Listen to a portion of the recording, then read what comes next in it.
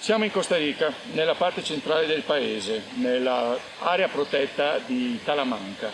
È una foresta di montagna, spesso avvolta dalle nuvole, che si trova a circa 1400 metri di altitudine.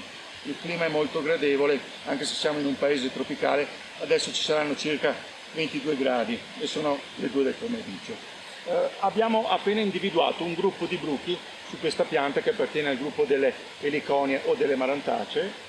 Abbiamo individuato sotto la foglia un gruppo di bruchi appartenenti ai brassolini, che sono farfalle note con il nome di farfalle civetta perché hanno dei finti occhi sulle ali quando sono adulte. Come vedete, questi bruchi si dispongono lungo la nervatura centrale della foglia per mimetizzarsi.